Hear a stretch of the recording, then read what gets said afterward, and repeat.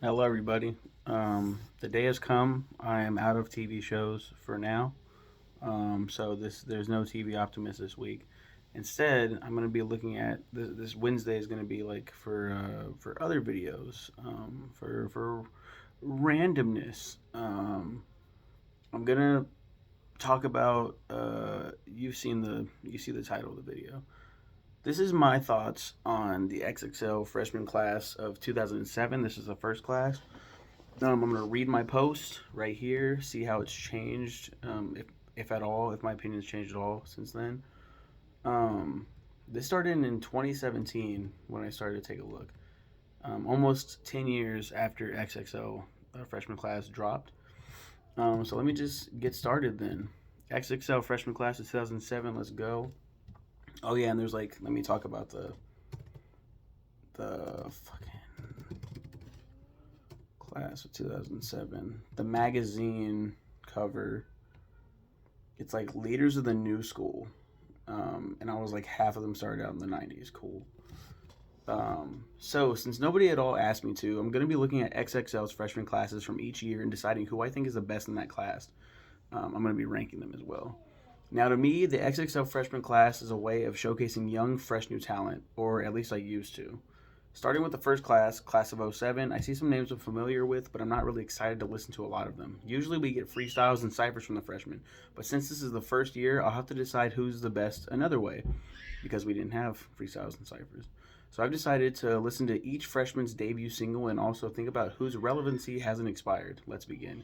So I don't care about relevancy anymore because relevancy is subjective, I guess. I mean, you can take a name like first person on this list is Saigon. Who the fuck is Saigon, right? Relevancy? No. Dude's not relevant, in my opinion. Some people might be like, hey, I like Saigon. That's my favorite rapper. Is he doing anything nowadays? No. But who am I to talk about relevancy when I don't listen to rap music that much?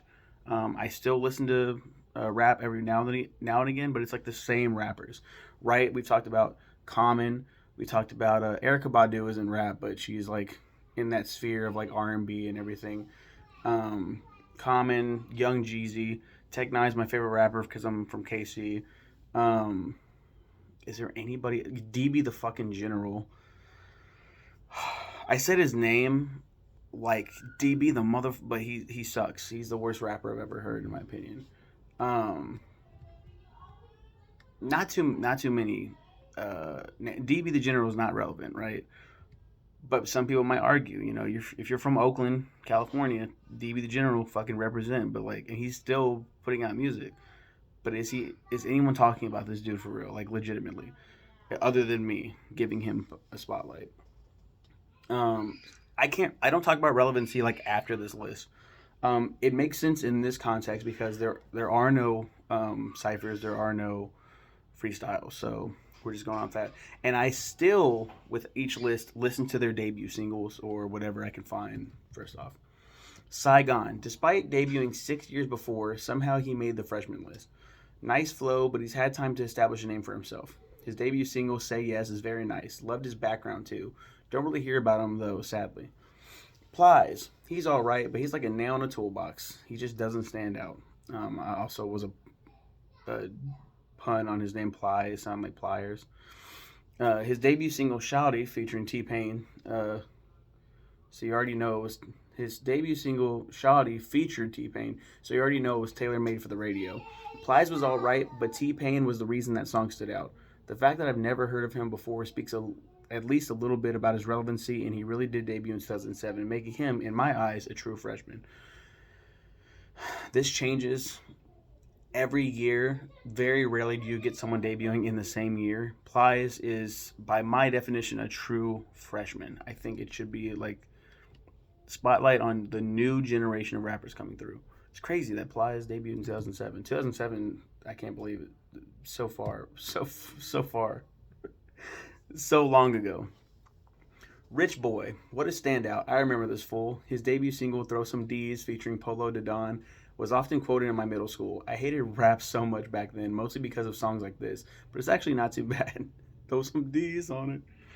Just like Plies, you don't hear about him nowadays, but his single did drop on New Year's of '07, making him another true freshman. Gorilla Zoe, making his debut 2 years prior, he only did so replacing Young Jeezy as a member of the rap group Boys in the Hood, making his solo debut in 2007, bringing forth a couple of questions I have for XXL. Still, he qualifies in my book. I said is my book. He qualifies in my book. His debut single, Hood, N-word, how eloquent, is your average gangster music, nothing special. Never heard of this dude before and probably won't after. Have I really never heard Gorilla Zoe before? In 2017, I guess I hadn't, because I wasn't doing music reviews, I don't think. Joel Ortiz. Though unsigned at the time, Ortiz made a name for himself in 2004, even getting one of his tracks featured in NBA Live 2005. He debuted his first album in 2007, qualifying for the freshman class. Like Saigon, however, he's had time to establish himself beforehand. Maybe not as much, but still, time is time. His debut single, Hip Hop, is a great listen. Another one I'd never heard of, but I want to check out. I want to check more of his shit out. I don't. I really don't. Honestly, rap music is such a fucking chore. Lupe Fiasco, undeniable talent right here, but I feel they included him just for name value to make themselves seem more credible or something. I don't know, because Lupe here made his big debut a year before. While this doesn't seem as bad as Saigon or Joel Ortiz's cases, his debut was huge with an album that had a lot of accolades that led to a lot of buzz around his name leading into 2007 and his eventual induction. Totally unfair, but still super talented. His debut single, Kick Push, is an easy listening skateboarding track. This dude's such a treasure. Sure, he'd eventually make some mad music, but even that shit is better than the trash some of these other so-called freshmen put out. Lil Boosie, Boosie badass. God, I hated this guy so much back in the day. Just like his name, Boosie. He's the kind. Just like his name, Boosie. He's the kind of guy you listen to ironically just to make fun of. This dude made his debut back in 1996 at the age of 14 as a new member of the rap group Concentration Camp. 10 years later, his debut single, Zoom, featuring Young Jock, terrible song by the way, dropped. I don't care when this dude started out. He could live for a million years rapping, have a shit ton of ghostwriters, and still be as garbage as he was here. Fucking awful. And he didn't even debut in 2007. Disqualify this dude. Unfortunately, dude still raps just with the name Boozy Badass. Boozy Badass, more like Boozy Dumbass. Get the fuck out of here. He cracks my shit up. Even though I don't like his music, he's so fucking funny. I just saw, looking up XXL Freshman just now, he was freaking out about the Island Boys kissing. Why are they kissing? I don't know. But he's losing his mind. Crooked One, I think. Getting signed at the age of 17 back in 1995 did no favors for this poor guy, as he couldn't get his first album released until 2013. So how did he make the class of '07? Well, his flow is damn good, but I have no idea. Years don't matter, I guess. This dude has no singles, so I'm basing my thoughts on him on the first track from his first mixtape, West Coast and Nostra Volume 1, titled Hood Near You. Dope ass track. I really like this dude. I've seen his name before, but don't know if I've ever heard him rap. I'm glad I did now. How did I hear Crooked One or Crooked Eye? I don't even know how you say his name. How do I know his name but not Gorilla Zoe? I guess I'm just used to seeing Gorilla Zoe because I listen to Young Jeezy now. That makes sense. Papoose. Appearing on Cool G Rap's Roots of Evil album back in 1998, Papoose had plenty of time to make a name for himself. A year later, he released his debut single, Thug Connection, featuring AZ and Cool G Rap. I love this guy's old school hip hop style, but why the fuck is he in the class of '07? Why are half of these old timers? I've never heard of this guy before, but his flow is nice. Too bad he never really made a name for himself. Young Dro. Debuting in 1999, he didn't have a single until 2006 with Shoulder Lean featuring T.I. Shoulder Lean? Oh, fuck. Another fool I remember from my middle school days. The song is okay, but he fails to stand out with so many other talented rappers out there. I only knew about the track, not the name, so he's not that relevant to me. Okay, so a recurring theme here is one where vets find themselves put in a magazine labeling them as freshmen. I feel like that's just disrespectful, not only to the vets, but to new talent as well. I guess there weren't many good debuts in '07 or even '08 for that matter, as there was no class that year. Nevertheless, here's my list from best to worst. Lupe Fiasco, number 1. Crooked One, Crooked Eye. Saigon. Joel Ortiz. Papoose. Plies. Rich Boy. Young Dro. Gorilla Zoe. And shockingly, Lil Boosie. Not too bad for its first class. Not Attack of the Class of '09. And I tagged a bunch of people in here, and let's see what they had to think. Um, my friend Marco said this was a good list for that type of music. Plies actually stands out the most next to Lupe Fiasco. After that, Lil Boosie, Young Dro have all stayed connected to the industry on different ways. Lil Boosie on relevancy, yes, he is.